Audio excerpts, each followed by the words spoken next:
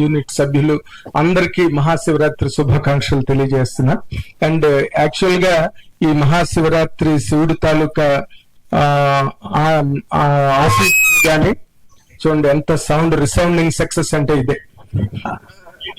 Yes, ఇక్కడి నుంచే ఈ మహాశివుడి ఆశీస్సులు గాని లేదా శుభాభినందనలు గాని ఎవరికైనా నిండుగా మెండుగా ఈ ఏడాది దొరికాయంటే సంతోష్ రాబునికి వారణాసి మానసికే అని నా ఫీలింగ్. ఎందుకంటే ఈ సినిమా లవ్ స్టోరీలు అంటే ఈ మధ్యన అదేదో నారాయణ రెడ్డి గారి పోయం నాకు గుర్తొస్తుంది. ఏంటంటే అనకు మనసు ఇస్తున్నానని ఆ పదార్థం అరిగిపోయింది, అనకు ప్రేమిస్తున్నానని ఆ మాట అరువైపోయిందని నారాయణ రెడ్డి గారు ఎప్పుడో మధ్యతరగతి మందహాసం పుస్తకంలో రాశాడు.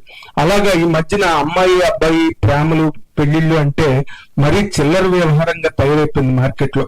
అంటే ఆ ఏదో రిలేషన్షిప్స్ అన్ని తిరగడం, తర్వాత ఒక 6 నెలలు 8 నెలలు చట్టాపట్టాలు వేసుకు తిరగడం, అన్ని కార్యక్రమాలు పూర్తయిపోయాక బ్రేకప్ అనడం, ఈ వ్యవహారం ఏదో మార్కెట్ లో నడుస్తుంది. అలాంటి దీనికి పైగా ఈ సినిమాకి ఒక బూత్ ఇమేజ్ ని అంటగట్టేటట్టుగా సెన్సార్ వాళ్ళు ఏ సర్టిఫికెట్ ఇచ్చి తెచ్చారు. కాబట్టి ఈ సినిమా థియేటర్ లోకి వెళ్ళేటప్పుడు రకరకాల అనుమానాలు, రకరకాల సందేహాలతో థియేటర్ లోకి ఆడియన్స్ ఎంటర్ అయిన తర్వాత, సినిమా స్టార్ట్ అయిన తర్వాత what a poignant film, what a serene atmosphere in the theatre. అంటే ఒక ప్రయాణం ఆడియన్స్ కి సినిమాలో పాత్రలు గాని సినిమాలో కథతో పాటు స్క్రీన్ ప్లేతో పాటు ఆడియన్స్ గనక ప్రయాణించగలిగితే ఆ సినిమాని మించిన గొప్ప సినిమా ప్రపంచ సినిమా చరిత్రలోనే ఉండదు. ఇది ఒక షార్ట్ టర్మ్ ప్రాజెక్ట్ లాగా స్టార్ట్ అయ్యి ఒక స్టార్టప్ కంపెనీ లాగా తయారై ఒక స్మాల్ స్కేల్ ఇండస్ట్రీగా తయారైన ఈ సినిమా ఆడిటోరియంస్ ని ఈ రోజున ఆకట్టుకుని నిలబెట్టగలిగిందంటే ఈ సినిమాలో ఉన్న అందరూ కారణం అయితే దీనికి ప్రధానమైన కారణంగా సంతోష్ శోభన్ని అండ్ మానస వారణాసిని ఇద్దరిని 100% మెచ్చుకుని తీరాలి. ఎందుకంటే ఒక హీరోగా కొన్ని సినిమాలు చేసిన తర్వాత తను హీరో కాదు, ఒక యాక్టర్ గా ఒక క్యారెక్టర్ గా కనిపించాలంటే దానికి చాలా ప్రయత్నం కావాలి, హోంవర్క్ కావాలి, పెద్ద కసరత్తు కావాలి. మరి ఎంత కష్టపడ్డాడు అంటే కష్టపడక తప్పదు. తను మళ్ళీ విజయం బాటలోకి రావాలి అండ్ విజయ మార్గంలో ప్రయాణించాలంటే ఆ మాత్రం పరకాయ ప్రవేశం ప్రాయోపవేశం తప్పదు. అవన్నీ బాగా చేశాడు శోభన్ కాబట్టి ఆ క్యారెక్టర్ అంత అద్భుతంగా చేయగలిగాడు. You can never see Santosh Shobhan in that film.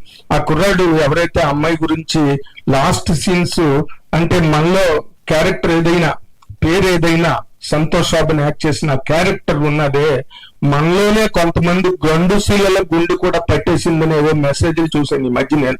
అంటే కరగని శిలలను కూడా కరిగించవు నువ్వు అంటే జనరల్ ఆడియన్స్ చాలా ఇమోట్ అయ్యి థియేటర్ లోకి వచ్చి చూడడానికి వచ్చిన ప్రేక్షకులను ఎంత మూవ్ చేసి ఉంటావు. అందుకే నేను ఫస్ట్ డే అన్ని కలెక్షన్స్ నీకు రావడానికి కారణం. ఓకే, డైరెక్టర్ అశ్విన్ సినిమాలో కొంత వసంత కోకిల అట్మాస్ఫియర్, కొంత ఇంకో సినిమా గీతాంజలి అవి ఇవి కనిపిస్తున్నప్పటికీ కూడా దాన్ని మార్కింగ్ అన్నది ఎక్కడ కూడా రేస్ తగ్గకుండా ఆడియన్స్ ని బోరు కొట్టకుండా, ముఖ్యంగా ఇంపార్టెంట్ గా ఏంటంటే ఈ మధ్యన వచ్చిన సినిమాల్లో అంటే వీళ్ళు ఎంత కష్టపడి కమిట్మెంట్ తో చేశారంటే కొన్ని సినిమాలకి ఈ మధ్యన చూస్తున్నాం, మీకు నచ్చితే ఉండండి లేకపోతే దొబ్బేయండి, మేము కథ చెప్పం, దీని ఊరికే మేము నవ్వితే నవ్వుకోండి, లేకపోతే మీ దిక్కున్నది చెప్పుకోండి, ఇలాంటి డైలాగులు ఇలాంటి ఉపన్యాసాలు మన స్టేజీల మీద వింటుంటే ఆ డైరెక్టర్లు ఆలేదో 100 సినిమాలు తీసినట్టు ఫలానా ఫేమ్ అని వెబ్సైట్లలో రాస్తుంటే ఆ సినిమాలు హిట్ అవడానికి వెనకాతలు ఎంతమంది పనిచేశారో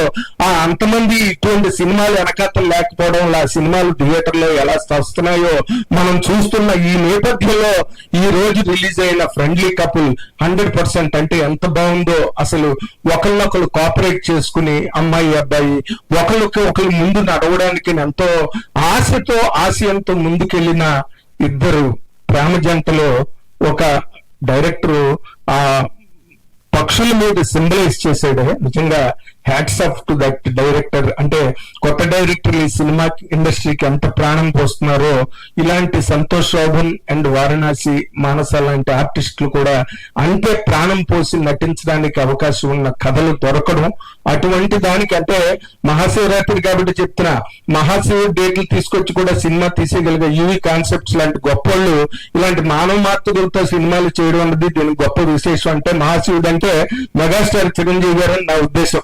మెగాస్టార్ చిరంజీవి గారి డేట్లు కూడా తెచ్చి సినిమా చేయగలిగినంత గొప్ప అంతరం, ఎత్తు, స్థాయి ఉన్న వాళ్ళు ఈ రోజున వీళ్ళిద్దరు చిన్న పిల్లలతో సినిమా చేసి అంత పెద్ద సక్సెస్ ని తీశారు. అండ్ నేను మొన్నే చెప్పాను, మా ధీరజ్ మొగిలినేని గారి హ్యాండ్ బ్రహ్మాండమైన హ్యాండ్, గర్ల్ ఫ్రెండ్ లాంటి హిట్ కొట్టాడు, మళ్ళీ ఈసారి కూడా మంచి సక్సెస్ ఇస్తాడని నేను మొన్నే చెప్పాను.